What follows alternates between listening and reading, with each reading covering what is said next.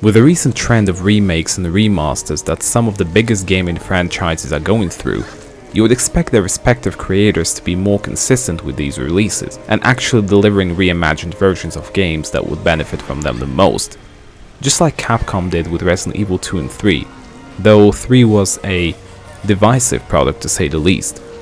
Old school Resident Evil games are so firmly stuck in the past that it was becoming harder and harder by the day for newcomers to experience them. But for some reason, after enjoying great success with the remakes of 2 and 3, Capcom have made a decision to jump straight to Resident Evil 4, avoiding a very special installment in the franchise. I am of course referring to Resident Evil Code Veronica. Usually when I hear news about another remake of a relatively new game, I have one question: why? Why is a perfectly playable game without any significant issues being remade, while there are titles in a desperate need of at least a good facelift? And I'm sure many of you have had the same thought: why did they remake this game but not this one? And this is exactly what I was thinking during my playthrough of Resident Evil Code Veronica. This was the only mainline Resident Evil game that I didn't get to experience, and with the upcoming release of the Resident Evil 4 remake just around the corner, which despite my previous claims I am very much looking forward to, I decided to finally play the actual fourth installment in the Resident Evil franchise. So today I want to talk to you about Resident Evil Code Veronica, and why it encapsulates everything that made the original trilogy so great, and is the perfect old school Resident Evil game.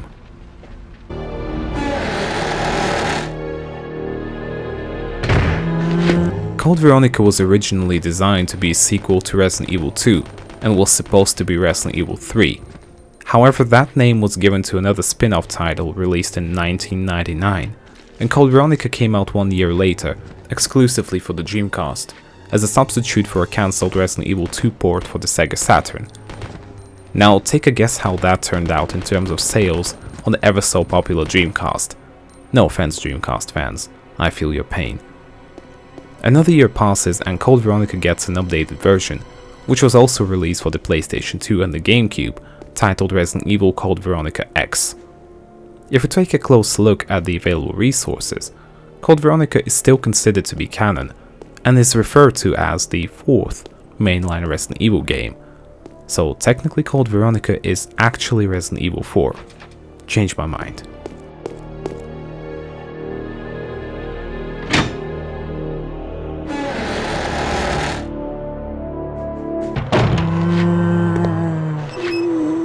Code Veronica stays true to the classic Resident Evil formula by putting the player in a cramped environment filled with deadly traps, puzzles, and different monsters, ranging from the undead zombies to terrifying biological experiments, while telling a small story that implies greater consequences in case you don't intervene. The game includes such staples of the series like mandatory inventory management, scarce ammunition and healing items, and of course, backtracking. A lot of backtracking. A shit ton of backtracking that would drive even the most patient players crazy. Let's also not forget about the goofy voice acting, with some of the talent behind the microphone giving a performance that would make Michael Sheen from the Twilight movies proud. So want to enjoy this.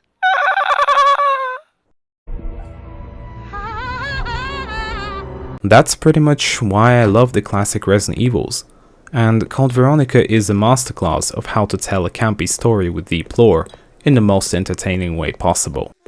The controls remain the same as in the originals, which is arguably the worst part about Code Veronica, but the visuals have received a great graphical update, especially compared to the PS1 titles. The game, being the first Resident Evil on the 6th generation of hardware, finally gave the developers the possibility to offer real-time background rendering in full 3D, and many great additional effects, like water ripple and lighting. Essentially what we got with Code Veronica was an old-fashioned Resident Evil game, but with updated visuals and sound effects. I also quite like the soundtrack and the more European Gothic environment that this game takes place in. Code Veronica was the first in the series to have a proper change of setting, with the story taking place in multiple locations, to which the characters travel at different stages of the game.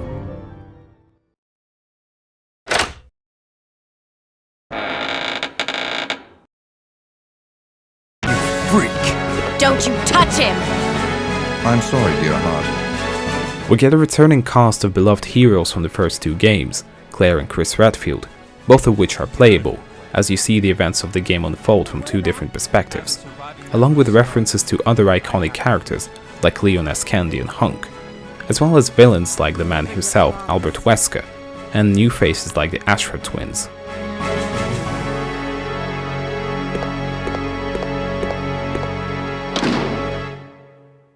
This must be... I'd say that Code Veronica is the last mainline game to still have that classic B-movie horror vibe that the franchise is famous for. I couldn't help but laugh at some of the dialogues and scenes where it's not only the delivery of the lines, but the overall situations that happen during those dialogues that make them so over the top and ridiculous.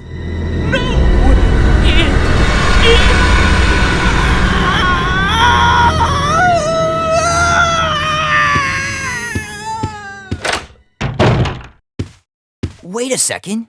What just happened? On paper, the story isn't much to write home about. Claire Redfield, the protagonist of Resident Evil 2, gets sent to a remote island controlled by the Umbrella Corporation that gets attacked, and Claire has to escape it while unraveling yet another conspiracy and hindering the plans of the evil corporation, while her brother Chris is making his way to the island in order to save her.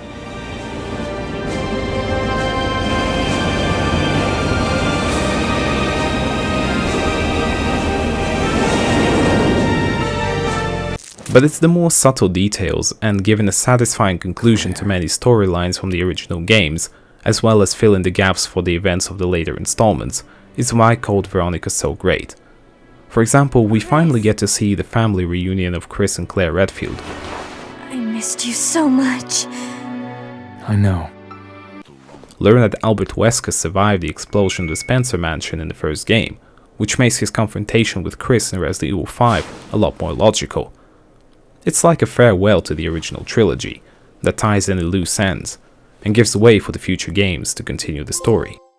As it was with the early installments, it's all about the atmosphere, the lore, piecing everything together by reading through notes and journals left by the people involved in the events that brought things to this point, for everything to make sense later on, as the cutscenes don't tell the entire story. The later games in the series lean towards a more straightforward approach when it comes to revealing important plot points, and it's great, I guess, but some of that charm and joy of exploration was partially lost. And it would be great to see a return to this, at least in the remake, if it ever happens, of course. Sure, updating things and catering to a more modern audience is great, but a healthy balance between old and new ideas would be better. I mean, the latest games in the series, including the remakes, did a great job at this. So why on earth did Capcom decide to skip the Code Veronica remake? Why not give the fans the opportunity to enjoy a classic once again? Why isn't it possible? It's just not. Why not, you stupid bastard? It is arguably one of the games that would actually benefit from a remake just as much as Resident Evil 2 and 3 did. Sure, there were some updates made to the game when compared to its predecessors, which makes sense as Code Veronica was developed for the next generation of hardware. But it still uses the old tank control layout and a camera that, despite its improvements, still makes navigating and interacting with the game world uncomfortable. If you don't know what tank controls are, it's basically when the character on the screen moves relative to the direction of where he's looking, rather than where the camera is pointing. It sounds pretty straightforward on paper, but definitely will take time to get used to, as this control scheme can feel very stiff and unresponsive. All of those things might sound like a skill issue, as die-hard fans of the series would put it, and they were made intentionally to emphasize on the survival aspect of the game, where struggling with the controls is part of the experience. But let's be real here, this is a bunch of bullshit, and would only scare away many potential newcomers who are interested in checking out this mysterious, forgotten Resident Evil game. I'll end this once and for all. Say hello to my comrades who you've killed. I don't know where you get your confidence, Chris. So we have a mainline Resident Evil title that is hopelessly stuck in the past with outdated controls and no proper graphical enhancement, apart from a questionable HD version for the PlayStation 3 and Xbox 360, which essentially only offered higher resolution and a widescreen mode. And not only does Capcom ignore Code Veronica in terms of a proper re-release, but also halts any attempts made by the community of the game as the recent fan remake was officially cancelled. What a big surprise that was. This would of course imply that they are planning to give Code Veronica the remake it deserves themselves, and I sincerely hope that this is true, as it would be a crime to rob both the newcomers and the veterans of experiencing an updated version of arguably the best old school Resident Evil game.